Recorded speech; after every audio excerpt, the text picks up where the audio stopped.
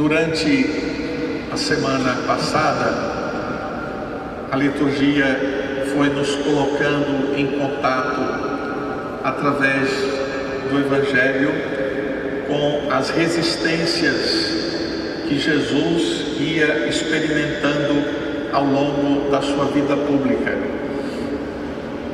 Ninguém, claro, pode imaginar ou pensar que tudo que Jesus dizia ou fazia era bem acolhido por todos. Mesmo que Jesus só fizesse o bem, mesmo que Jesus só falasse do amor, da paz, havia quem sentisse uma repulsa por aquilo que Jesus estava de fato anunciando, a boa nova que ele trazia.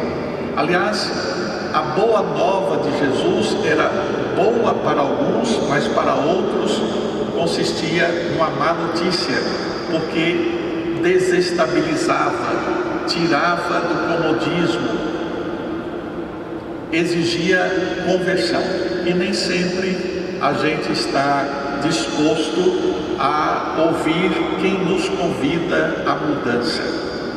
A nossa resistência, ela é sempre maior, e é evidente, é quase humano. A gente gosta de receber confirmação, a gente gosta e sente-se bem quando recebe elogios, mas quando a gente recebe algum tipo de crítica, alguém que por acaso diga: isso que você está fazendo não está adequado, você precisa mudar de pensamento, de ideia, de postura, de comportamento, aí isso a gente já não recebe com tanto carinho como a gente poderia receber.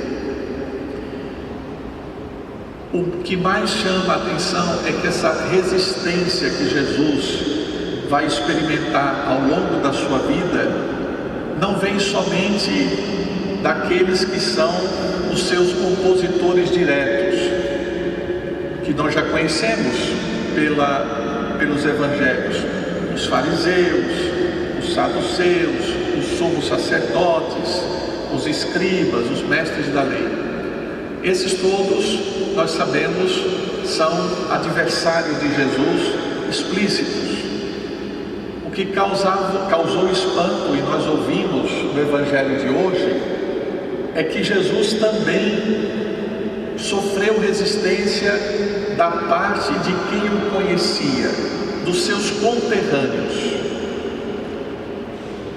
O Evangelho diz que Jesus tinha ido à sua cidade, onde ele havia se criado, onde ele passou sua infância e adolescência, Nazaré. E como ele tinha aprendido do costume religioso de todo bom judeu, chegou o dia de sábado, e sábado era dia de ir à sinagoga.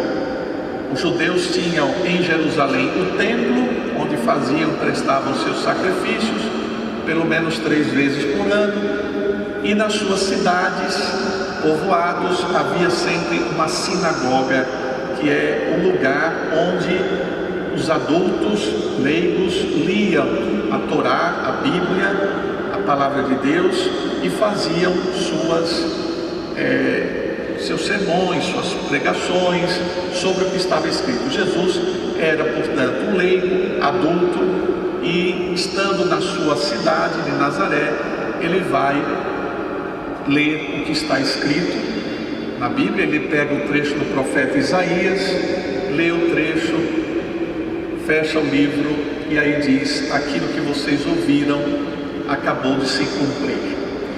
O Evangelho diz que enquanto eles estavam ouvindo Jesus falar do texto, todos ficavam admirados e, de certa forma, aplaudiam, achavam aquilo muito bonito, não é? Aquele jovem que estava ali pregando a palavra de Deus com tanta sabedoria. Mas bastou Jesus tocar numa ferida, que era a necessária conversão daquele povo à palavra que ele tinha proclamado, aí a coisa muda. Quem estava elogiando começa a encontrar defeitos naquilo que Jesus estava dizendo.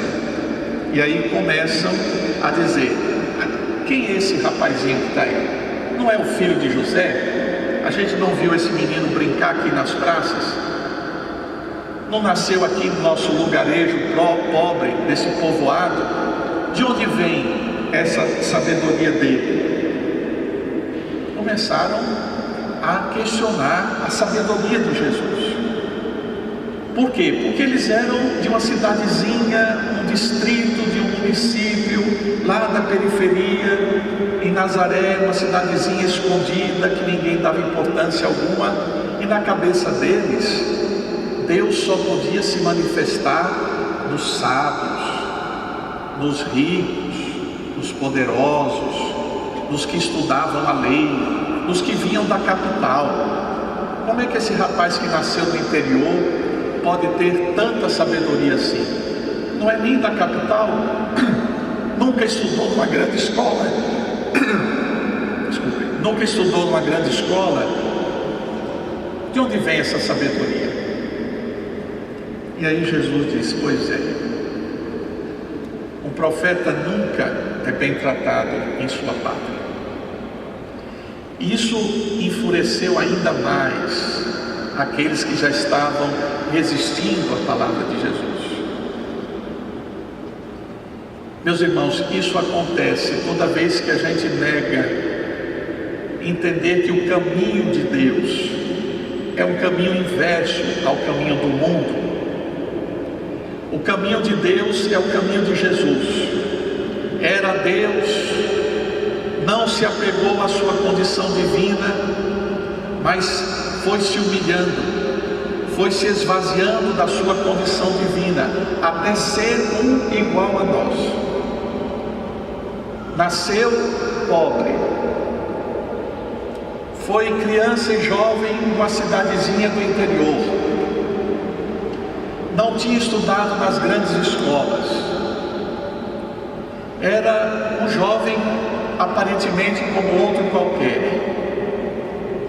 Foi tido como um agitador, foi preso, foi crucificado no meio de ladrões.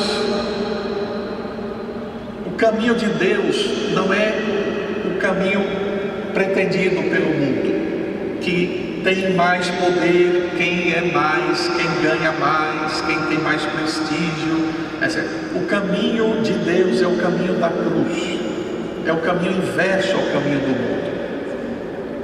E vejam, foi justamente esta humilhação, esse aniquilamento, esse esvaziamento que Jesus experimentou, que fez dele, como diz lá o cântico da carta aos Filipenses, o nome sobre o qual todo joelho se dobra, o Senhor dos senhores, o Rei do universo. O nosso rei é um rei ao reverso dos reis desse mundo. Por isso que lá na cidade onde Jesus nasceu, as pessoas olhavam para ele e não conseguiam vê-lo para além das aparências. Não conseguiam admitir que por trás daquele jovem estava Deus mesmo, feito homem. E que, portanto, a sabedoria de Deus estava nele, e tudo aquilo que ele dizia era a própria voz de Deus. Vejam quantas resistências Jesus foi tendo que experimentar. Mas vejam, de repente é também essa nossa resistência. Nós somos de alguma forma contemporâneos de Jesus. Nós somos de alguma forma seus conterrâneos. Estamos aqui, vejam, aqui Jesus está no meio de nós. Nós também dizemos conhecê-lo. Nós também lemos os evangelhos, sabemos quem ele é. No entanto, quem sabe em nós, na nossa prática de vida, ainda existam tantas resistências para que a palavra de Jesus penetre em minha vida como uma palavra de fato que me salva, que me cura, que me liberta.